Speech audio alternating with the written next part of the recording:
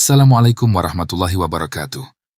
Bahrain adalah sebuah negara Arab kecil berbentuk monarki atau kerajaan di Teluk Persia. Secara geografis, Bahrain merupakan negara kepulauan. Negara ini berjarak sekitar 23 km sebelah timur Arab Saudi, yang dihubungkan dengan jembatan Raja Fahd. Jaraknya dengan semenanjung Qatar juga dekat, hanya sekitar 50 km di sebelah tenggara Teluk Bahrain. Adapun dengan Iran berjarak 200 km ke utara melintasi Teluk Persia. Luas negara ini hanya 780 km persegi. Bahrain adalah negara terkecil ketiga di Asia setelah Maladewa dan Singapura. Populasi penduduk pada 2010 mencapai 1,2 juta jiwa, termasuk 600.000 warga negara asing. Pada sensus 2020 populasi penduduknya bertambah menjadi 1,8 juta jiwa. Penduduk aslinya hanya 46%, sisanya orang asing atau ekspatriat. Dari sisi agama, 70,3% Muslim, 14,5% Kristen, 15,2% memeluk agama lain. Komposisi penduduk Muslim terbagi menjadi dua, 60% Syiah dan 40% Sunni. Syiah adalah mayoritas. Meski demikian, Raja Bahrain Al-Khalifah adalah penganut mazhab Sunni. Maka, sering muncul gerakan oposisi rakyat yang mayoritas Syiah, sebagaimana yang pernah terjadi beberapa tahun silam yang dikenal dengan Arab Spring.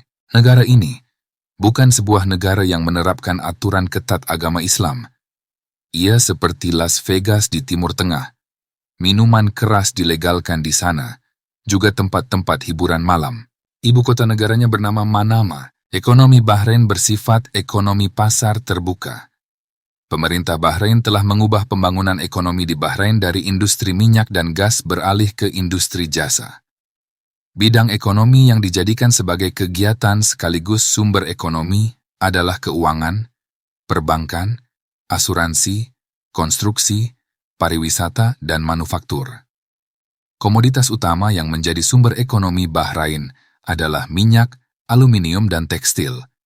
Ekonomi Bahrain meningkat melalui kegiatan ekspor komoditas tersebut. Dalam kegiatan ekspor, Bahrain bekerja sama dengan Arab Saudi, Amerika Serikat, dan Uni Emirat Arab. Bahrain juga melakukan kegiatan impor berupa minyak bumi, mesin, dan bahan kimia. Kerja sama impor diadakan dengan negara Arab Saudi, Jepang, Amerika Serikat, Jerman, Inggris, Uni Emirat Arab, dan Tiongkok. Kerja sama terbesar Bahrain dalam bidang ekonomi diadakan dengan Arab Saudi. Pada awal abad ke-19 Masehi, Bahrain merupakan sebuah wilayah kecil di Teluk Persia yang berada dalam kekuasaan Kesultanan Utsmani. Karena luasnya kekuasaan Utsmani dan kelemahannya, wilayah ini tak mampu dikendalikan dengan baik. Dampaknya, Inggris menguasai wilayah pesisir Teluk Persia. Oman, Yaman, Kesultanan Maskat, Qatar, Bahrain, dan Kuwait menjadi negara otonomi dengan status protektorat Inggris. Jaminan keamanan diberikan oleh Inggris kepada negara-negara Teluk Persia yang merdeka. Pernyataan pengawasan keamanan oleh Inggris ditandatangani oleh para tokoh negara-negara itu dalam kurun tahun 1820. Dampak dari pernyataan tersebut menyebabkan negara-negara di Teluk Persia termasuk Bahrain harus memberikan kebebasan dagang kepada Inggris di wilayahnya. Inggris kemudian mendapatkan keuntungan besar melalui monopoli perdagangan di kawasan ini. Monopoli ini berlangsung hingga negara-negara di Teluk Persia menyatakan kemerdekaan sejak tahun 1961. Setelah merdeka, negara-negara Teluk Persia termasuk Bahrain masih mengadakan kegiatan perdagangan sebagai kegiatan ekonomi yang utama. Bahrain telah bergabung dalam Dewan Kerjasama untuk Negara Arab di Teluk. Dewan ini merupakan aliansi politik dan ekonomi dari 6 negara Timur Tengah, yaitu Saudi Arabia, Kuwait, Uni Emirat Arab, Qatar, Bahrain, dan Oman. Aliansi ini terbentuk di Riyadh pada bulan Mei 1981. Tujuan utama pembentukannya adalah untuk mencapai persatuan di antara anggotanya berdasarkan tujuan bersama mereka. Pembentukan dewan ini dilandasi oleh kesamaan identitas politik dan budaya. Semua negara anggotanya merupakan negara Islam dengan sistem pemerintahan kerajaan. Selain kerjasama ekonomi dan politik, dewan ini akan mengadakan kerjasama militer. Namanya pun diusulkan diubah menjadi Persatuan Teluk. Tujuan baru yang diusulkan adalah menandingi kekuatan dan pengaruh Iran dalam kawasan tersebut. Bahrain turut memberikan dukungan dalam usulan itu.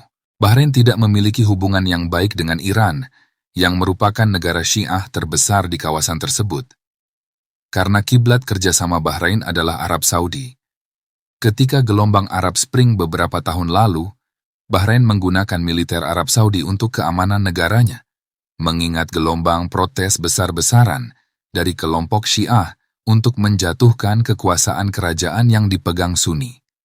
Arab Saudi dan negara-negara monarki lain di kawasan Teluk memiliki hubungan diplomatik yang erat dengan Inggris dan Amerika. Karena sejarah terbentuknya negara-negara tersebut tidak terlepas dari kekuasaan Inggris yang menjatuhkan Kekaisaran Utsmani di Turki. Sekarang, Bahrain termasuk di dalam 10 negara yang membentuk kekuatan militer Laut Merah untuk memerangi milisi Houthi Yaman. Dan Bahrain adalah satu-satunya negara Arab yang menjadi pion dalam koalisi ini. Apakah Bahrain memikirkan dampak negatif terhadap keamanan negaranya pasca bergabungnya mereka? Tentu telah dipikirkan, namun berbagai spekulasi bisa saja muncul. Houthi Yaman tidak bisa diremehkan dalam kekuatan militer. Karena mereka mampu menembakkan peluru kendali dan puluhan drone ke Israel yang jaraknya ribuan kilometer, melewati udara Arab Saudi.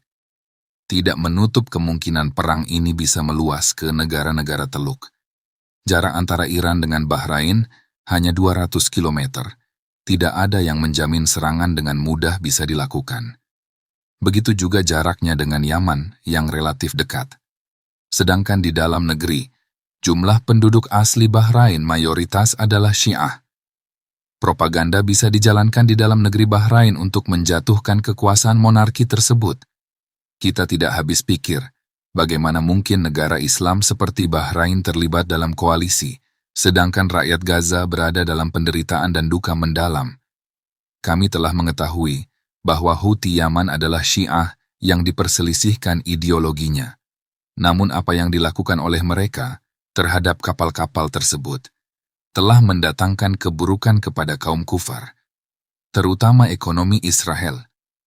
Kami harus menghormati pejuang Houthi karena mereka telah melakukan sesuatu yang kita sendiri tidak bisa melakukannya. Sekali lagi, terlepas dari perbedaan antara kita dengan mereka secara ideologi. Namun untuk saat ini, kita sama-sama memiliki satu musuh, yaitu Israel. Kenapa moncong senapan negara Muslim tidak diarahkan kepada musuh sebenarnya, yaitu Israel, tapi malah bergabung dengan kaum kufar untuk memerangi para pejuang yang membantu masyarakat Palestina? Tidak ada satu negara Arab pun yang membantu secara militer warga Gaza. Kenapa hal ini terjadi?